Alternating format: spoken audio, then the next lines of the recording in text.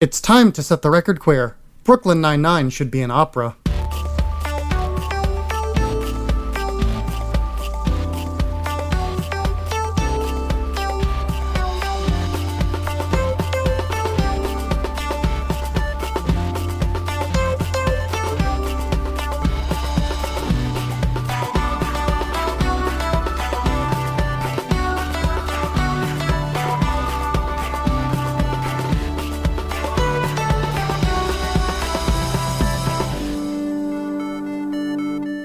Welcome to Setting the Record Queer, a podcast where queer people talk about the pursuits and communities they love.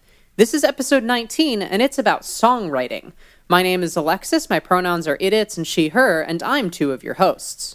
My name's Kaylee, my pronouns are she, her, and I'm your other host. Hey, Kaylee. Hey, I am invigorated, ready, wide awake. We have an editor now. Thank you, Throw Me Music, for editing. Yeah, we appreciate you.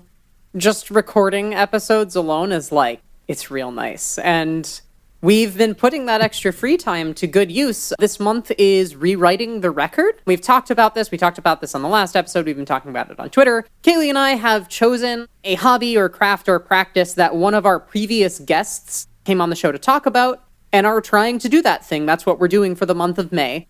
We're making our best attempt at doing the thing that others taught us how to do. We unfortunately don't get to tell you what we're doing unless you are a patron of Setting the Record Queer. Patrons not only get early access to the first half of Rewriting the Record, where we talk about what we're going to be doing, they're getting literally daily updates on our projects. Well, from me, because I've from been you, working and literally... updates as frequently as I have them, just because of how I've structured my project. But patrons are getting updates all the time, so hey, if you want to find out more about what we're doing before the full Rewriting the Record episode releases in the beginning of June or so, maybe consider heading on over to patreon.com/settingtherecordqueer. So Kaylee, how's your project going? It's going great. I really want to talk about it more, but I cannot. As I said, I've been giving daily updates in the Discord, so if you want access to those, you should go check that out. Any patron tier can go look at those. You can also talk to me about them. And yeah, I've been having a great time, and I want to say more, but I can't. Yeah, I know that feeling. I started my project this week, and I'm having tons of fun. The thing I picked up, I'm really excited about, and I'm having a great time, and I'm learning a lot. Yeah, it's a good time. Rewriting the record has been real fun. What else is going on, Kaylee? So I've been working more on SoulSync. I don't have a ton to say on it, and if you follow the Twitter, I haven't posted to it in like a week, just because I've been doing a lot of kind of back-end technical, nothing exciting to show right now stuff, but progress has been moving forward. Coming up on the calendar is Power Up with Pride in June. The staff and team, which includes me and Kaylee respectively, we've been hard at work planning the event. Things are kind of in full swing right now, and I'm excited. It's shaping up to be another really, really good event, as Power Up with Pride always is. Correct me if I'm wrong, but by the time this episode airs, that schedule will be public. Yes, I do believe so. PowerUpWithPride.org, and you can find out what cool video games are going to be being played at respectable paces during Pride Month. I would say something about it, but there's technically the possibility that something will get changed, and I don't want to say something false. Anyways, yeah, our lives aren't all that exciting, I think. But it's okay, because as usual, we have someone on this podcast with us whose life is probably way more exciting and interesting, which is why we're interviewing them, not the other way around. Hi, Mikaela. Hello, my name is Mikaela Moody. My pronouns are she/her, and I also believe that I'm your first British guest. This is correct. I think so. I was about to make a comment about the accent, so thanks for preempting that. It's good. I do believe this is breaking new international ground for Setting the Record Queer. Well, we've had Canadian guests, I think. That's true. We have had a handful of Canadians. We are expanding to new continents. Soon Setting the Record Queer will take over the entire world. Wow, the locale of our guest pool is a lot smaller than I realized until just now. Well, I, for one, welcome our Setting the Record Queer overlords. I feel like another sort of little tidbit is that previously you had my girlfriend on a couple of episodes ago when you had the Princess and the Scrivener on. Yep. And my girlfriend is Sarah the Scrivener, and that was also a great episode. So thank you for having her on. Yeah, Yeah, I mean, that was that was a really fun episode to record. You so- actually had a little cameo in one of the video clips we used on that episode. Yeah, you were also in that episode. You were the famed how did you get into my house person in the one of the audio clips during the performance showcase. That joke was really, really well done. So kudos for that. That was a good day. Besides dating a previous Setting the Record queer guest, what is it that you do that's brought you onto this podcast? So I write songs and I make music, and I also do that from like specific perspective of being a disfigured trans woman, and like trying to make sure that all of my, especially being a disfigured person making music, comes into play, and like that I represent myself in a good way, and I enjoy doing that as someone with a disfigurement, but primarily music is what I do.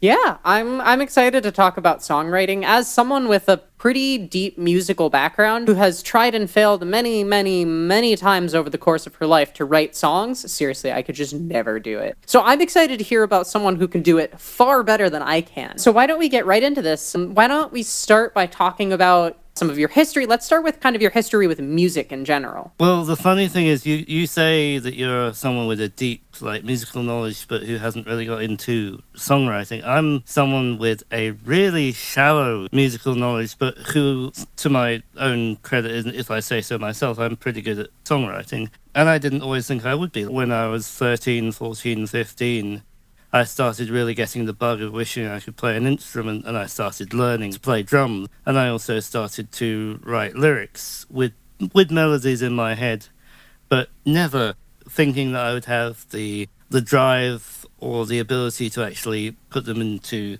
make them into songs. And then way later, like when I was 23, basically 10 years later, I started actually trying to put them in, put the songs into music, playing around with keyboards, starting to record, because I was doing a podcast at the time, so I had a small like Zoom H2N field recorder, and I started just recording stuff with that and putting it together with Audacity, which I used to. And I got the bug, and I realized that I could actually play, and I've still not actually had any lessons regarding like keyboard or anything, but I taught myself to a certain degree over the next few years. And then for me, the best way to learn has been by doing, really. So I started getting people to pay me to write small bits of music for podcasts and very small theoretical game projects.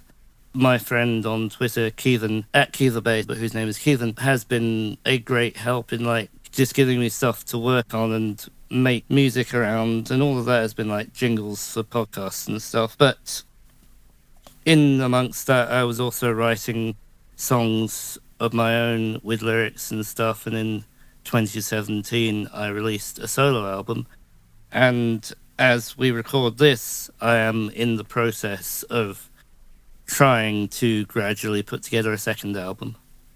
How far along is that project? It's mostly recorded, it's mostly put together, but having recently spoken to someone who knows a lot more about the music business and promotion stuff than I do, I am trying to divert my attention from the fun of making and editing and mixing music to actually putting a proper website together.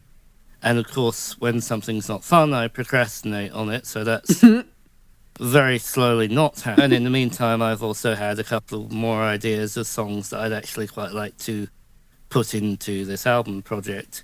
So basically, somewhere right slap bang in the middle. Well, I believe in you. Thank you. I look forward to the eventual website and album associated with it. Thank you. Also, I want to give a quick shout out to the Zoom H2N. It's some good stuff. That's what we used to record the Toricon episode. I had no idea that was true. Because I don't know Yeah. anything about this kind of It's stuff. a fantastic piece of equipment. Unfortunately, mine is now dead. And it's lucky because I don't do anything. I don't need it at the moment, but it was great while it lasted. So what inspires your music? What kind of things inspire you to write, I guess? I mean, my general sort of musical is like genre pop, and that's pretty much anything from like what anything that you might label pop counts as pop to me, and comes under like what you might describe as early 80s, late 70s new wave that came off the back of the punk explosion at the end of the 70s. But not just in terms of music, like in terms of subject matter. I'm trying to veer away from cliches, but I try to just sort of write what I know. And some of that can be sometimes sort of fairly political.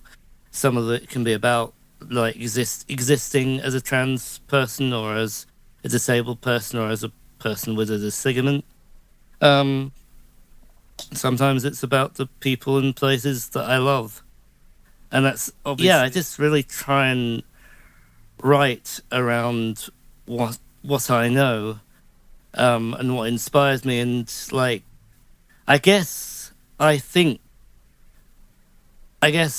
like some of the songs that I like the most from artists I like are the songs that are about very particular places that mean something to them, or very particular people or moments in time that mean something to them, and sort of capture those moments in a bottle. And I guess I aim to try and do that for my most meaningful songs.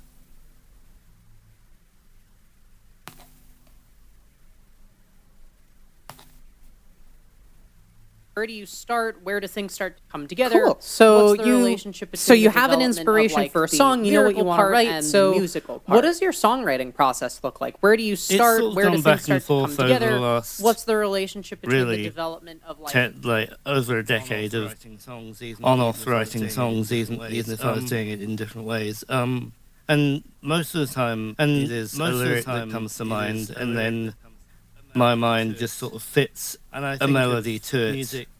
And I think of music in theory, because I don't have a great grounding in theory. In terms of shapes, I often think of music in terms of shapes, and like the shapes of different rhythms, and certain intervals and chords that come to mind, even if I can't really name them, because again, lack of theory. But most of the time it's a lyric that comes first. Music, the melody sort of fits around it, and then I just sort of, in my mind, start expanding that and elongating it. And my phone, often I'll make sure to sing a little bit of the melody into my phone and record it wherever I am, just to make sure that I don't lose it. I do find, personally, obviously this is very personal to me, I do find most of the time, if a melody is really, really good, then it sticks with me and I can recall it. But that's not always the case. Quite a lot of the time I do need to make a memo on my phone. Okay, so first I want to say, don't worry about not having a music theory background. If Pixel can make the soundtrack for Cave's Story without a music theory background, literally anything is possible. That soundtrack is a masterpiece. Anyways, I love Cave Story. Real talk. I love Cave Story. Real talk. That's a topic for another episode. That's a topic for another Except episode, probably not though. because I'm the Except host. probably not because I'm the host. I will say, Anyway. I will say that if you are someone like me who's starting from a place of not really knowing theory, it's fun. It's at the least fun to sort of start learning about it, because you're doing, and it sort of feeds in and out of how you make music. And I do think it's useful to at least start to approach theory. The big problem with theory to me is that I'm terrible with maths. I'm terrible with numbers and maths and calculations, and music theory is incredibly mathematical to me, who is again terrible at maths. Yeah, no, you're not wrong. Also, you're having a British guest on your podcast when they say maths. We So are we've we talked a are little we bit are about, like- not spending the episode talking about British-isms. We are not doing that. I'm gonna be calling out the British-isms when I see them. Do not. You can't stop me. I can stop you. You really can't. I can just walk in there. We record 10 feet from My each door. other. Yeah, but if I bang on your door... You are powerless to stop me. If I bang on your door while you're recording, your audio's useless. I dare you to try. Anyways, I actually don't dare you to try. Let's move on with our with the actual subject matter of this episode. Not couples infighting or British English, but songwriting. So we've talked a little bit about your music background and your technical music skills, but I'm curious where sort of the way you write lyrics. I think two of my favorite lyricists are Guy Garvey from a British band. They're both British, spoiler alert.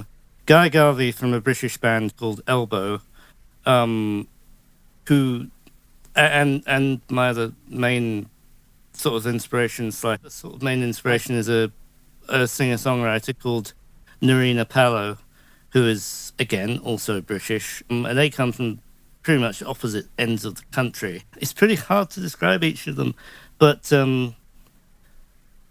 they focus on they do have that focus on particular moments and places, something to them, and they also have a very keen thing of lyrics as melody, lyrics with melody. And in terms of the only instrument that I've learned with a teacher has been drums, and that was only for 2 years at the beginning of my drumming career, if you can call it that. I like to think it gave me a good sense of rhythm, a good appreciation for rhythm, for drums and percussion in music. And it means that drums, percussion and rhythm are important in my music, both in terms of when I use them and also when I don't, because there's not always a place for percussion in music.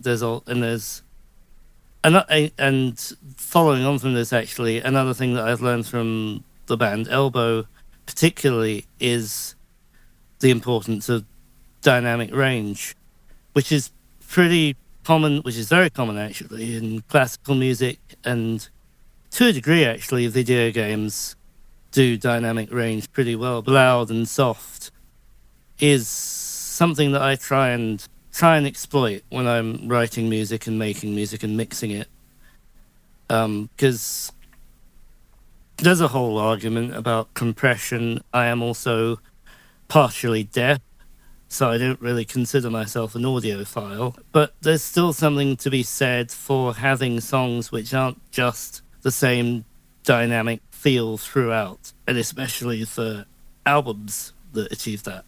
Next question.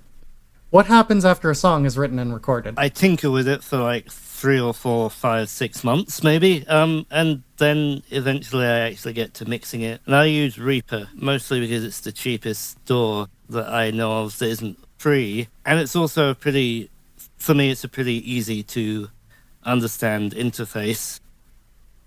And I use Reaper, and I will admit I'm not very good. Just as with music theory, I am very gradually learning my way around mixing techniques. Don't even get me started on mastering, because I barely know what it is. But I enjoy mixing a lot. In the last couple of years, since I've actively been doing it, I've discovered the joys of playing with delays and reverbs, and I really like doubling my vocals. I think my voice sounds pretty good doubled, and just things like that. And that can also divert me for 3 or 4 months, as is the case right now, trying to get a perfect mix is an impossible task that one should not pursue, and yet here we are. Yeah, I can agree with that assessment. I mean, even the song that you'll hear in a few minutes in the performance showcase is something that I have dealt with for a while, and I'm probably never going to be happy with it, but that's what making music is about, I guess. Shrug. Okay, well, moving along then. What sort of songwriting community is out there? And how active are you in it, if it exists? So there is definitely a songwriting in the music community. There's definitely a trans and queer songwriting community, music community. Unfortunately, being an introvert, being both an introvert and someone with terrible executive dysfunction, I have a hard time involving myself in it, although something that I would very much like to do in the future is put together a band in actual IRL space, because I feel like I might actually be getting to the point where I need to bounce ideas off other people. And so I don't have much to say, unfortunately, about the community, but I will say that if you are in the sort of Midlands area of the UK and Warwickshire Pride is accessible to you, it's in a town called Leamington Spa. Warwickshire Pride, 17th of August. This is kind of the community thing. I will be playing at Warwickshire Pride, which will be fun. It'll be my first time actually performing in front of... I've done it before, but this will be the first time I'll be doing it properly, I swear, and it'll be good. And I'm hoping to sort of jumpstart some things from that. So, again, if you're around the Warwickshire area, Warwickshire Pride, look it up on the internets. 17th of August, come and see a bunch of people. So, I guess we'll just move on a little bit, since you said it yourself that communities aren't like super duper your thing. So let's talk about getting started in songwriting. How would you recommend that someone start to dip their toes into writing songs? I think the key thing is just to, it's like any kind of writing, any kind of creative pursuit, just try and be as engaged with the art form, the creative form that you're working on as much as possible. You know, listen to the music that you like, read the lyrics, listen to the stuff that you like. Something I really enjoyed actually when I was just starting was recording cover versions of stuff that I liked and trying to figure out what makes them tick. Even if it sounds a bit rubbish, to use a British-ism, even if it sounds a bit rubbish and you don't have all the instruments, you don't have all the sounds that you can hear on the record, just I think it's a really fun exercise to try and figure out how someone you like made a song that you like, and you learn stuff about how you might be able to write your own stuff through that. And you don't have to put that out, you don't have to have anyone listen to it. It can just be a thing for you, and it can be a thing that you look back on a few years down the line after you've written some stuff of your own and be like, yeah, I've learned some of that stuff. But also just like write. Like it's easy for me to say, being someone who's A, done it, but also B, has trouble making myself do it a lot of the time. But just try and write a song. Just try and write some lyrics. They don't have to rhyme. As long as they sound good, they don't have to rhyme. And the melody generally will come along. And if you are having trouble with melody, don't be afraid to look into lessons, piano lessons, keyboard lessons, guitar lessons, whatever. If you already play an instrument, great. If you don't, then pick one and see how you feel with it. Well said.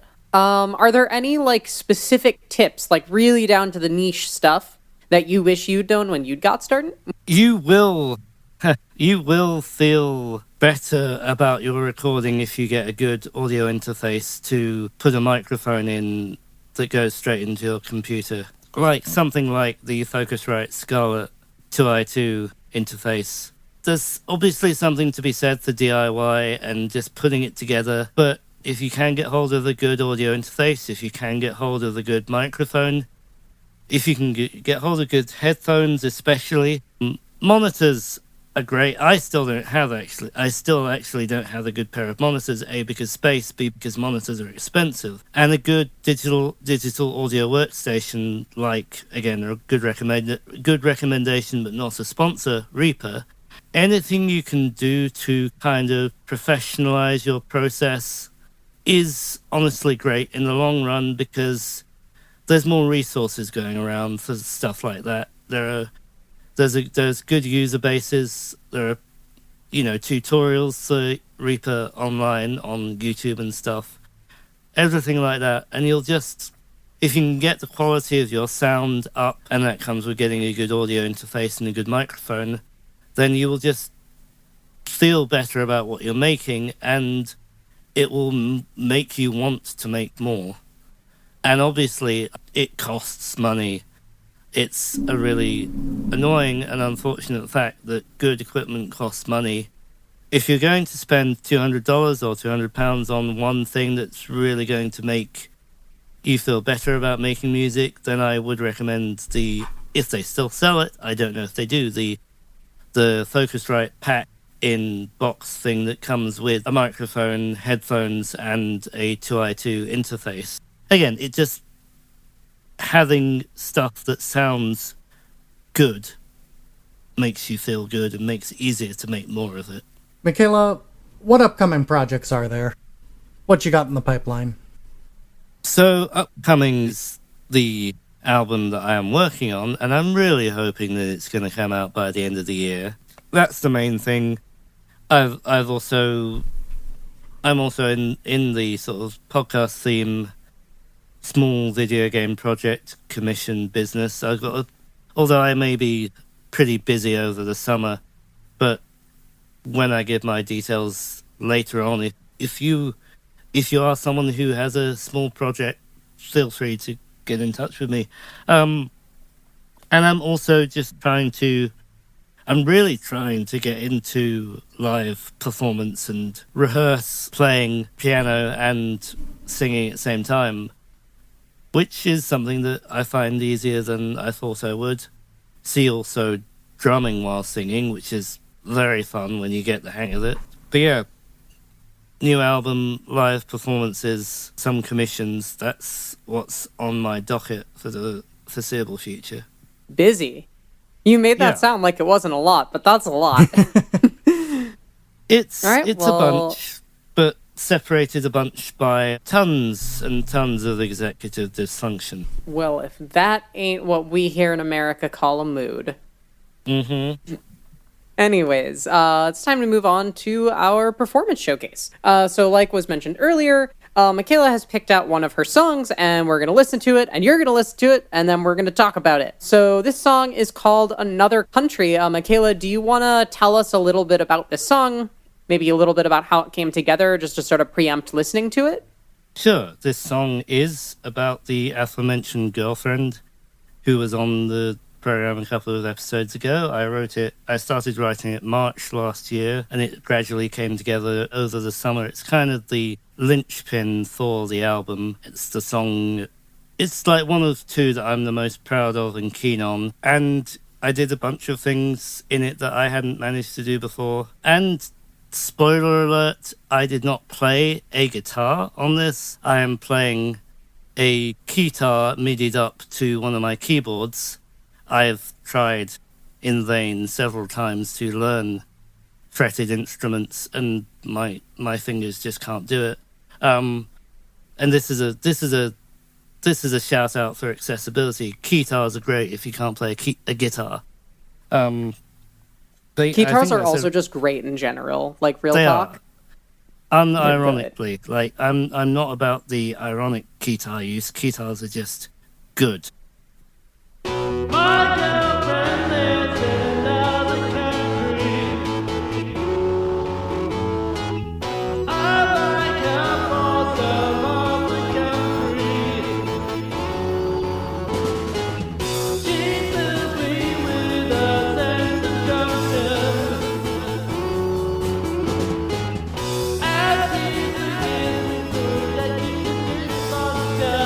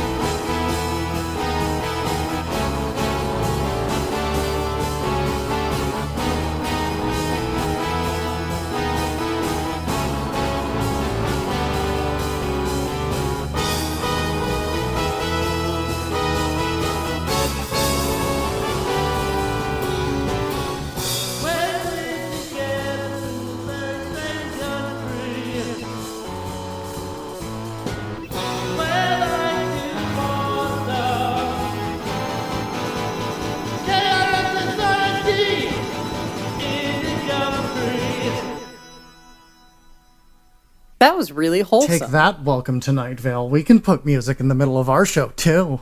Think you're so much better than us, huh? They are. They are so much better than us. Anyways.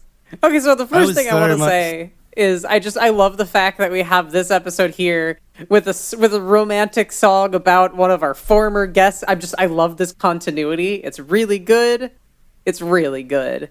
And I also really liked the song. So like that was really good too. And it was wholesome. I guess first Kaylee and I, we can, give our thoughts and sort of discuss stuff, and then we'll talk about how this piece sort of came together.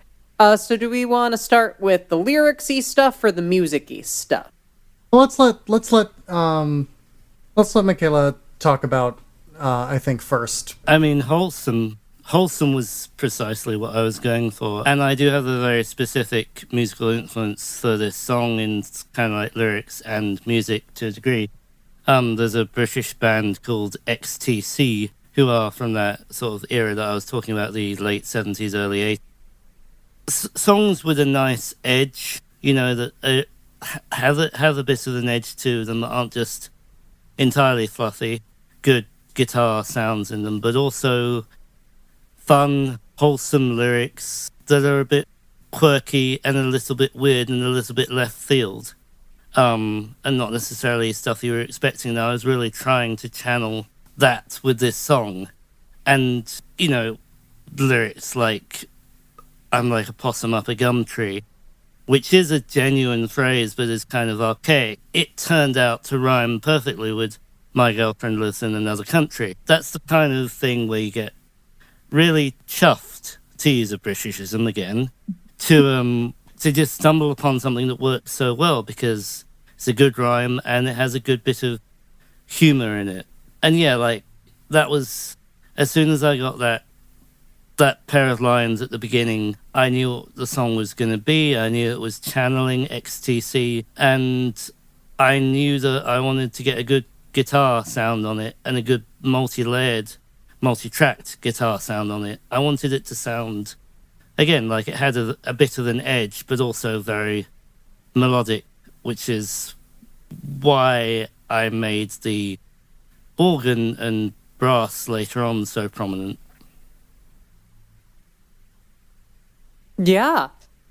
I think you did a really good job of channeling that sort of era of music. This is where you get all of my audio engineering comments. Sure. I guess we can start with the music-y stuff then. And this is where I go. Music sound good. Don't understand music. Yeah, Kaylee and I come from very different backgrounds, but I think that adds a lot to this show. There's things that I know nothing about that we've had on, and Kaylee was all over. Anyways, yeah, I think you did a really good job sort of channeling that era and that vibe. I really liked, in particular, the sort of a lot of the tones you chose. So you had your sort of really dense, warm, wet, layered vocal that sounded really period, and I liked it. I liked the relaxed drums. They weren't super heavily processed. They were just sort of chilling in the back, just rat-a-tat snare. This is where I get the weird audio engineer-isms, which are, I think, infinitely weirder than British-isms at times. Well, I understand the British-ism. That rat-a-tat snare. I swear that means something in my head that I cannot convey in words, so I'm just leaving it at that. And yeah, just the way you layered all the instruments together, it really channeled that period vibe, and I think it added a lot to the sort of like you said, sort of out there, somewhat abstract, metaphorical lyrics that were just a little bit weird. And I think I think the music really supported that, is basically my point. So good job. I guess then let's talk about lyrics. There's a lot of good stuff here. I was having a good time sort of following this through. I like how you sort of wrapped the beginning around to the end with, the possums and Gumtree. Mm-hmm. I thought, you're right, that line is amazing, and bringing it around to the end was really good. Thank you. I do want to talk about the line, "She flies me over every weekend, how I wish that were true." Mm-hmm. I think that's sort of it's like a fake out, and I think it worked really well to have an emotional impact. So Where did that line sort of come into play when you were writing this? I mean, this is obviously a song about long-distance relationships, and it is really as simple as I wish I could see her every weekend.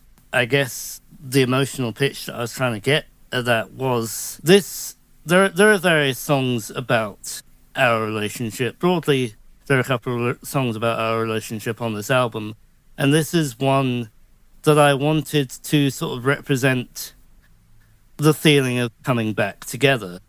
It's celebratory, it's happy, it's good. You know, part of the perspective of the song is from the perspective of us not being right there together. But it is sort of that sense of everything is right. It's a celebration. And sort of maybe to move on to highlight another aspect of the song, like the final chorus, she is the sun and I'm another star and the whole universe is ours. I really wanted to make the feeling of the transition from the lyrics in that the sung part of that chorus to the brass really coming into the fore, to really feel like a sort of strong celebratory moment, like, this has been a great song, we've had a great time listening to this song, this is a great release at the end of the song before we go back into the verse and the slightly more humorous aspect. And also, I had fun kind of ending, I know I'm going all over the place here, but I also had kind of a good time ending the song in a kind of unresolved manner, musically speaking. Yeah, the ending choice was really interesting, and I thought it worked well, especially, like you said, after that sort of, like, release. I guess, yeah, talking about the, like, she is the sun and I'm another star and the whole universe is ours. Another really good line. That's a thing I love in songwriting, where you have, like, a line that's like, okay, this is a weird metaphor. I don't know where you pulled this from, but I'm very curious to see where this is going. And then you get that second line, and the whole universe is ours, and it's like, oh, that was good! So yeah, that line was good. I thought that set up and released really quite well. I'm also really keen on, like, interverse. Rhyme isn't the word, but, like, repeating ideas from different choruses and verses. So you'll have heard that I used the she is the sun and I'm the moon in the previous chorus. And then in that lyric I have I predict an eclipse is coming soon, which works on its own, but then you get the whole package with the last chorus of the repeat of she is the sun part. And that was kind of she is the sun and I am another star and the whole universe is ours is kind of, I guess, the most sincere line in the whole thing, apart from maybe how I wish that were true. Because the rest of it is really just, I mean, it's all sincere, but it's also all very silly, apart from the whole universe is ours. That line really, really struck me. And I think your use of metaphor, and again, that sort of like metaphor setup and explanation sort of writing technique worked really, really well and brought the song together in a really, really nice way. Also, we forgot to say this earlier, the lyrics are in the show notes. So you can go read them for yourself as well, in addition to, the ones that we've named already on the podcast. Go read the whole thing. They're good. Okay, if you have anything else you want to tell us, Mikaela, or like anything about the process of this coming together, any final thoughts, or Kaylee, if you have any thoughts.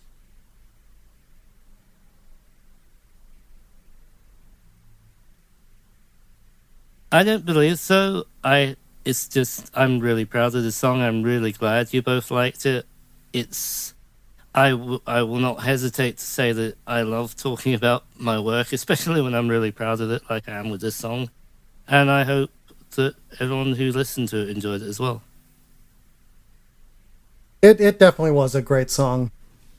Thank you. But Thank you very much. The only thing I have left at this point, I say making wild arm gestures that no one can see, is that I think it's time to move on to the listener questions. Are you a listener? Do you have questions for us or our guests? Well, you can ask those at settingtherecordqueer@gmail.com, on Twitter at @strqueercast, and in our Discord at bit.ly/strqcord. Our first question this week comes from Cube in Discord, who asks, What do you think makes music such a powerful format for queer expression? I think, for one thing, it's historically been a really important thing for queer artists through the last 50 years or whatever, probably longer than that, to be able to express their existences through particularly lyrics and stuff during times when our existences were not legal or whatever. Like, the rest of it is kind of a cop-out answer for me. I think, because to me, music is just really, really important. It's the most important way. It's a way that I almost mark the year by music. I mark seasons by music. I have music that is applicable to different seasons. And music's just really important to me. But I guess as a queer person, as someone who is queer and makes music, it is that, for me, particularly personally, it is just the vessel through which I have the most fun and I get the most out of and I'm most fulfilled in putting in my life experience in lyrics and music, I guess.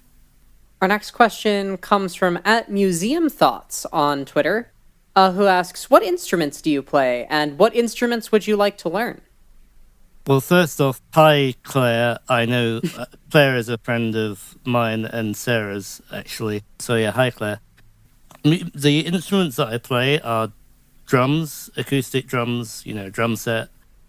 And I play keyboard/piano. I have never learned it, but I am gradually, over the last few years, teaching myself better. I would, I'd still probably really like to learn guitar, but I'm not counting on it. I'd really love to be able to play banjo because I love the sound of banjo.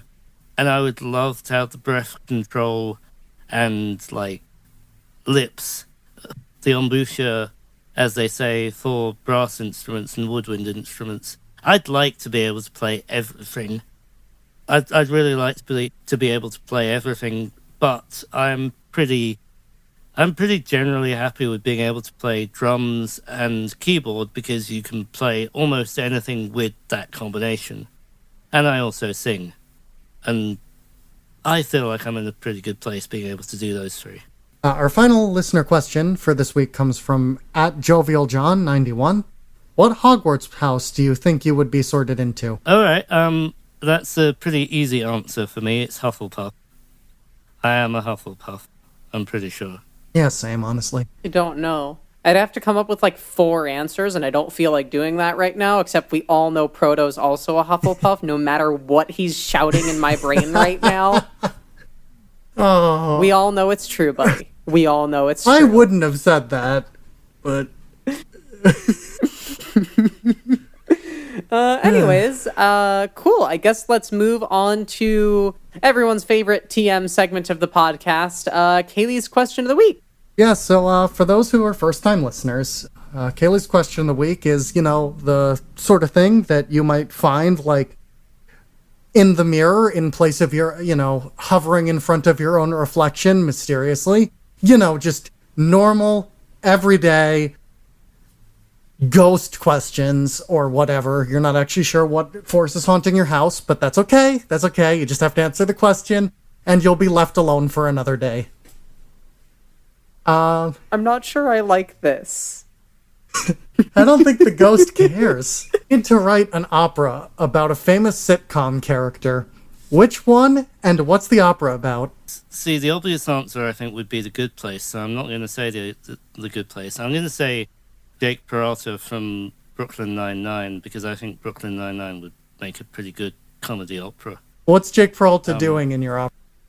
I think for those who know Brooklyn Nine-Nine, it would probably have to involve the Doug Judy, the Pontiac Bandit, and I think it probably would have to be a situation in which Jake Peralta is trying to once again pin down the Pontiac Bandit, and of course, being Jake Peralta and the Pontiac Bandit, at the end of the show, the Pontiac Bandit escapes, because I don't think that's ever not going to happen. I certainly never seen an episode of Brooklyn Nine-Nine where that wasn't the case. We both picked out the same show. I was gonna grab Rosa from Brooklyn Nine-Nine. I want like a standard, like love, romance, happy ending opera about Rosa and the dog that she gets in that one episode where she gets a dog. Like that's just Rosa and her dog being happy together. That's what I want. Yeah. That's a good one. I feel like I'm the only one who's going to the place of, like, characters people traditionally think about when they think of a sitcom. And I've picked probably the most cliched character, but, like, I feel like it's too funny not to do something with this character ever if you have an opportunity. And that is... An opportunity. Oh, yeah, an opportunity. An opportunity. Thank you for the opportunity. Good puns. Anytime. I want to see Steve Urkel's adventures through space and time, wherein he teams up with a pirate crew and just goes on, just blasts off into space throughout different historical eras and just has a Steve Urkel adventure. Sure. And at the end, he gets to the moon, and it is in fact made of cheese. I would watch that. I think that's a satisfying ending. I don't know why he goes to space, and the last place he goes is the closest, but I mean, maybe his trajectory. I don't know. I'm not the musician. Mikaela, tell me how Steve Urkel misses the moon the first time. I am somewhat of a musician, but I have no idea about astrophysics, so...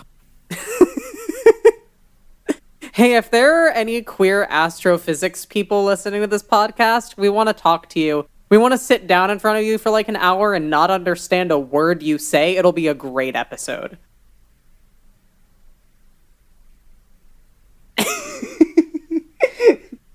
I'd hopefully be able to keep up, but yeah, I think